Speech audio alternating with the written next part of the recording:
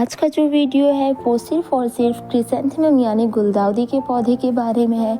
इसकी केयर कैसे करें, इसकी इसको ग्रो कैसे करें, ग्रो से लेकर केयर के बारे में आज हम बात करेंगे।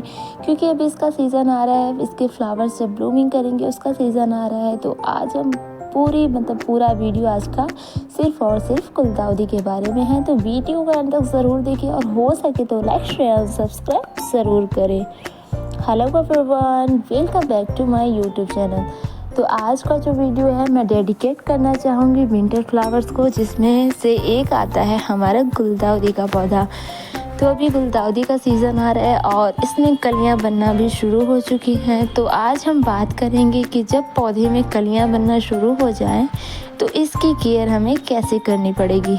क्योंकि जब भी पौधा हमारा छोटा रहता है तो उसकी केयर करना थोड़ा मुश्किल उतना नहीं होता है, लेकिन जैसे ही इसमें कलियां बनना शुरू हो जाती हैं तो इसकी केयर के बारे में बहुत सारी बातें रहती हैं जो हमें नहीं पता रहती है। तो आज आपको सब कुछ पता हो जाएगा गुलदाउदी के बारे में।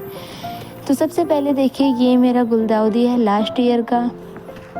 बहुत सारे लोगों की गुलदाउदी के प्लांट जो रहते हैं वो ख़राब हो जाते हैं। सर्दियों में तो फ्लावरिंग करते हैं, लेकिन जैसे ही गर्मी शुरू होती है, तेज़ गर्मी की तेज़ धूप की वजह से सारे के सारे पौधे जलना शुरू हो जाते हैं। तो इनको सबसे पहले हम बात करेंगे कि इनको गर्मियों में कैसे बचाना है। फ़िलहाल तो अभी सर्दी शुरू हो रही है तो इस पर कोई इफेक्ट नहीं पड़ेगा क्योंकि इसका सीज़न ही आ रहा है। तो गर्मियों में बचाने के लिए इसको आप ऐसी जगह पे रखें जहाँ पर इसको कम से कम धूप मिले। लेकिन सर्दियों में इसका उल्टा होता है। सर्दियों में इसे वहाँ उस जगह पे रखें जहाँ पर इसे 4 से 5 या फिर 6 घंटे की धूप प्रॉपर मिलती हो, क्योंकि इसको ज़्यादा धूप की ज़रूरत होती है सर्दियों में। और इसमें तभी वाटरिंग करें जब इसका 90% मिट्टी जो है वो सूख जाए।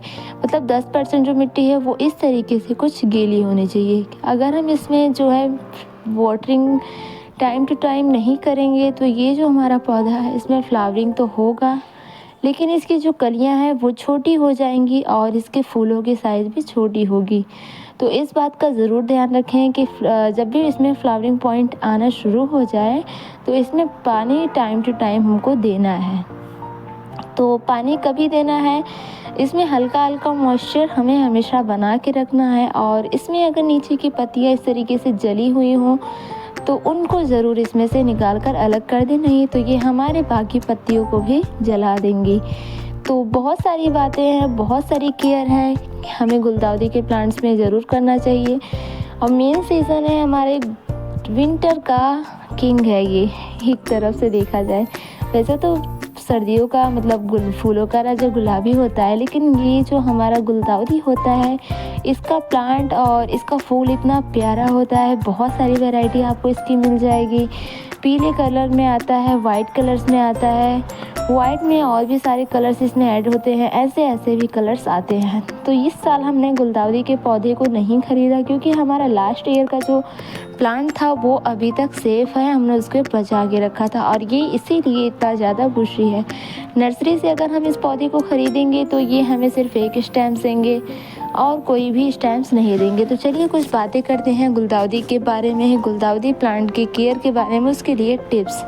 तो चलिए शुरू करते हैं। सबसे पहली जो बात है वो हमें ये करना चाहिए, क्योंकि जब हम पौधा लगा ही देते हैं तो उनकी केयर भी करना बहुत ज़्यादा ज़रूरी होता है, नहीं तो क्या ही फ़ायदा हमें इन पौधों को लगाए हुए।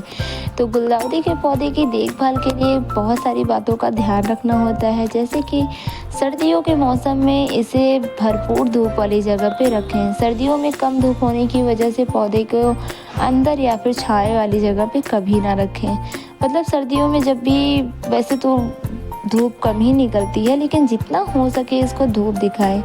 गुलदाउदी के पौधे की अच्छी इसके लिए बहुत ही वेल ड्रेन सॉइल की ज़रूरत होती है। और जितना बड़े से बड़े पॉट में आप लगाएंगे उतने बड़े से बड़े पौधे आपको देखने के लिए मिलेंगे। और जब बड़े पौधे होंगे तो उसमें बहुत ढेर सारी कलियाँ आएंगी। जब कलियाँ आएंगी तो उसमें बहुत बड़े बड़े साइज़ में फ्लावरिंग भी होंगे।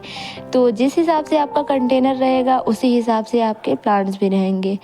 तो पौधों को पानी तो हमें वैसे भी रेगुलर देना ही चाहिए, लेकिन सर्दियों में जब कभी कभी धूप ज़्यादा नहीं निकल पाती है तो इसकी जो मिट्टी रहती है वो ज़्यादा समय तक गीली रहती है। तो उस समय हमें इन बातों का ध्यान रखना चाहिए कि इसमें ओवर वाटरिंग ना हो।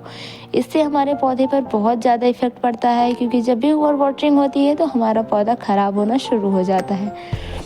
कभी कभी आप इस पौधे में खाद वगैरह भी ऐड कर सकते हैं। खाद बनाने के लिए आप 3 लीटर पानी में 500 ग्राम सरसों की खली, 500 ग्राम नीम की खली और 500 ग्राम वर्मी कंपोस्ट मिलाएं। इसमें कंपोस्ट डालकर अच्छे से घोल बना लें और 3 दिन के लिए रख दें। 3 दिन रखने के बाद इस लिक्विड को 10 लीटर पानी में मिलाकर हर 5 दिन पर एक पौधे को ज़रूर दें। बीच बीच में 10 से 12 दाने DAP के भी आप यूज़ कर सकते हैं, अगर आप उन सब खादों का यूज़ करते हैं। नहीं तो आप नॉर्मल खादों का यूज़ कर सकते हैं। वैसे मैं इन खादों का यूज़ करती नहीं हूँ, ना तो मैं सरसों की खली यूज़ करती हूँ, ना मैं नीम खली यूज़ करती हूँ, ना मैं वर्मी कंपोस्ट। मैं यूज़ करती हूँ तो सिर्फ़ और सिर्फ गोबर की खाद, क्योंकि वो हमारे पौधे के लिए बहुत ज़्यादा ज़रूरी होता है और उससे ही मेरे पौधे इतने ज़्यादा हरे भरे और इतने ज़्यादा फ्लावरिंग पॉइंट्स लेकर आ जाते हैं। गुलदाउदी को मतलब बहुत सारे लोग इसको फूलों का राजा कहते हैं। जैसे कि गुलदाउदी में अगर एक बार फूल आ जाते हैं तो इसमें कम से कम ये 15 से 20 दिनों तक वैसे ही फ्रेश खिला रहता है। 15 से 20 दिनों के बाद ये वापस से मुरझाना शुरू हो जाता है और इसमें देखिए कितनी बड़ी बड़ी साइज़ में कलियां आ रखी हैं। गुलदाउदी के फूलों से चाय भी बनाई जाती है। इसको बहुत कम लोग जानते हैं कि इसके फूलों से हम चाय भी बना सकते हैं। वैसे तो अभी सबको पता है कि ब्लू टी मतलब अपराजिता के फूलों से चाय बनाई जाती है, लेकिन बहुत कम लोग जानते हैं कि इसके फूलों से भी हम चाय बना सकते हैं। इसकी पत्तियों को भी चीन में खाया जाता है, क्योंकि चीन के लोग तो कुछ भी खाते हैं। गुलदाउदी की पत्तियों को भी खाया जा सकता है। इसके बहुत सारे मतलब आपको बेनिफिट्स होंगे। गुलदाउदी के पौधे में अच्छी ग्रोथ और खूब सारे फूल और कलियां पाने के लिए इसको प्रॉपर धूप तो दिखाएं ही। सर्दियों के मौसम में धूप वैसे भी कम होता है। ऐसे में यदि आप पौधे को घर में या घर के अंदर रखेंगे तो इनकी ग्रोथ तो रुकेगी ही, साथ में इसमें फ्लावर्स भी नहीं आएंगे। तो गुलदाउदी के बहुत सारे ऐसे टिप्स हैं जिनको हमें करना चाहिए, जिनको हमें अपनाना चाहिए, जिससे हमारे गुलदाउदी के पौधे और भी ज़्यादा बुशी और ढेर सारी फ्लावरिंग करें। तो ये जो मेरा गुलदाउदी का प्लांट है इसे हमने लास्ट ईयर लगाया था। इससे मैंने बहुत ढेर सारे प्लांट्स भी बनाए हैं। इनको कटिंग से लगाकर मैंने अक्टूबर के महीने में ही देखिए इस पर कटिंग लगा दी थी, और जो कि बहुत अच्छी तरीके से ग्रो हो रहा है। इसमें भी कलियां बनना शुरू हो चुकी हैं और ये जिस जगह पे रखा है यहाँ पर इसको प्रॉपर धूप मिलती रहती है, इससे इसकी ग्रोथ बहुत ही अच्छी हो रही है।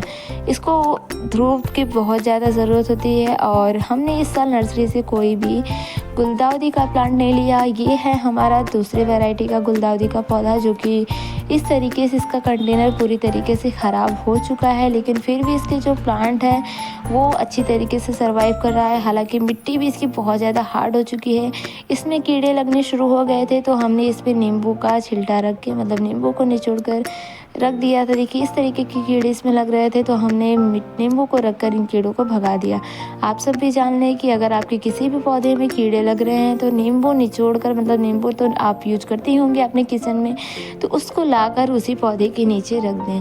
इसमें भी कुछ पत्तियां जो है वो काली पीली पड़ना शुरू हो गई हैं, तो इनको भी हम हटा देते हैं। और ये वाला जो गुलदाउदी है इसमें येलो कलर के फ्लावर्स आते हैं। इसके पहले जो आपने देखा वो बड़े साइज़ का वाइट वाला प्लांट है, मतलब उसमें जो है फूल बहुत बड़े साइज़ में आते हैं। और ये वाला जो प्लांट है इसमें येलो कलर के फ्लावर्स आते हैं जो कि थोड़े साइज़ में उससे छोटे रहते हैं। तो ये भी हमारा लास्ट ईयर का था। जब इसका सीज़न चला गया था तो हमने इसको कट करके रख दिया था और सीज़न आते ही इस पर दोबारा से नई नई पत्तियाँ आना शुरू हो गई हैं। पत्तियों के साथ साथ अब इसमें कलियाँ भी बनना शुरू हो गई हैं। तो जिन पौधों की हमने प्रूनिंग कर दी थी अभी उसमें कलियां नहीं बन रही हैं, और जिन पौधों की हमने प्रूनिंग अब नहीं कर रहे हैं तो उसमें कलियां बन रही हैं। देखिए यहाँ पर कुछ स्टेम्स ऐसे हैं जिनके हमने अभी कटिंग की है, और जिनमें कटिंग की है तो उसमें कलियां कहाँ से आएंगी, और जिसमें हमने कटिंग नहीं की है उसमें कलियां बहुत अच्छी खासी बनना शुरू हो गई हैं। तो अगर आप भी इस टाइम पे अगर अपने पौधे की प्रूनिंग कर रहे हैं तो ये काम करना बंद कर दें, नहीं तो सीज़न तो चला जाएगा लेकिन आपके पौधे में फ्लावरिंग नहीं होगी। होंगी। तो ये गलती करना आप सब भी बंद कर दें। अगर आप सबको वीडियो पसंद आया हो तो लाइक शेयर एंड सब्सक्राइब ज़रूर कर दें।